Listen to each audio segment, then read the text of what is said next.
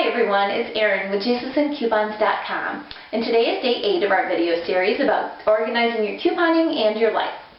Now today I'm going to answer a couple questions that I've gotten from people as far as being able to work in couponing into your everyday life. Some people are having a hard time. They are parents, they are wives and husbands, they are trying to, go to work and do this on the side and trying to figure out how it all fits into a daily schedule without being overwhelming. So today we're going to focus on that. It's going to be a short series, and what I'm going to do is just let you know what I do and what works for me. Now this may not work for you. It can be a starting block for you to find your own way of prioritizing your day. But basically what I do is before I go to bed at night, I always have a lot on my mind. I have a little notebook I have notebooks everywhere. I have a little notebook next to my, on my nightstand, next to my bed. And that way, if I'm having a hard time unwinding because I'm thinking about all the things I have to do next day, as far as taking her to dance class, taking my son to the doctor, going to work, getting ready for the ice cream store, blah, blah, blah, and couponing, and doing this blog. If I have ideas, I just jot them down. That way I know I'm not going to forget them in the morning, and they're going to be right there, and I can get them out of my head so I can go to sleep. That's a big deal for me. I struggle with that. My brain doesn't want to turn off at night. So that's one thing that I do. And what I do is I try to every day just have 5 major things that I need to get done. And as far as major, it's not, these are, long tasks that I have to do. It's just something that I absolutely have to do tomorrow. Absolutely have to do it. It may take 2 seconds. I have something on here, I just had to email somebody, but I had to do it and they needed a response. Okay, so this is what I do. 5 priorities. My first priority for every day, I have to have family time and prayer time with them. And that for me, this is why I live. That's always a priority. That I have to have that every day. If I don't have that every day, it's very hard on me. So you have to schedule time sometimes to be with your family. It's sad that you have to do that, but when you've got a husband or wife that works and your kids go to school or they're at daycare while you're working and then you have to get dinner, life gets so crazy sometimes that we just need to schedule a time to be with our family. I want all my cell phones turned off, I want the TV off, and I just want time with my family. It may only be half an hour, but that's what we try to do. And if you can fit that into your time, I think you're going to see, that you feel better about what you're doing every day. Sometimes we go along day by day and we do the same thing over and over. This is kind of day 1, going through the motions video that we talked about. But that's what I was feeling like. So I've made sure that that's my priority. That's why I live, is for God and my family. And if I don't do that every day, what do I really accomplish? Okay, nothing else really matters. Okay, so that was priority 1 all the time.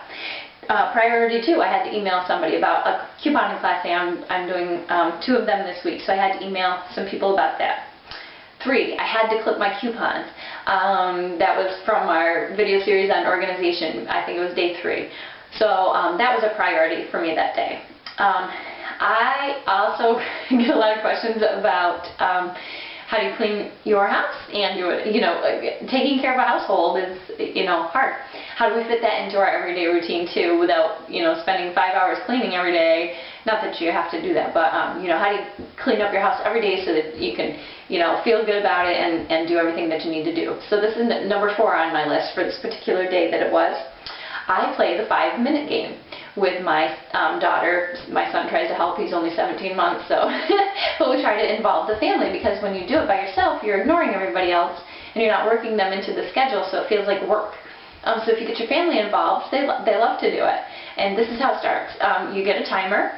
You set it to 5 minutes. You pick one room. I let Shayna pick one room, and it makes her feel like she has some control over the situation.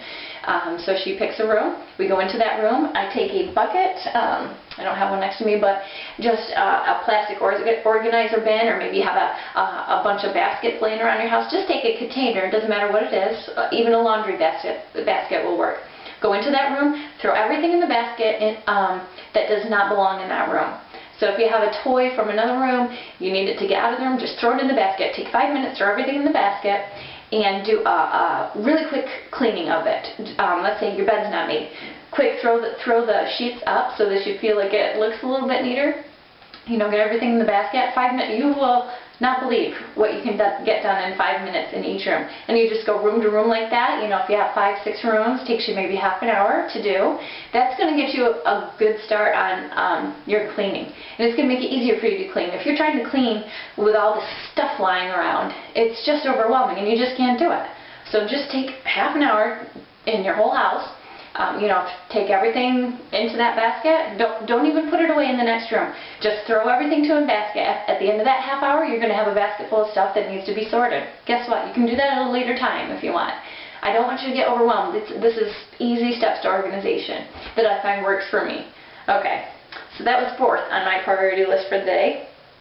5th was to get my coupons ready for the stores that I was going to be shopping at the next day. And that was my 5 things that I absolutely had to do. Now when I had this list, I got it done in such a quicker time than I would have if I just said, okay, now what do I do? And then I'd go do something else and I would say, oh, darn it, I forgot to email so-and-so. And, you know, life is just chaos if you don't have it organized. Now maybe lists aren't your thing. I don't know if you want to plug it in your phone. I don't know, you know, how you want to do it. But just have some kind of organizational tool that's going to help you get your priorities done. That way, when you have those 5 things done, you feel better. You've actually gotten something accomplished. Now, if you have more time and you want to do something else, fine. You know, work it into your schedule, but get your 5 things done. That way you feel like you've done something for the day. Okay? So, I hope that helps you a little bit. I know I tend to ramble, but this was something that I've needed to learn myself. I was forever going through the motions.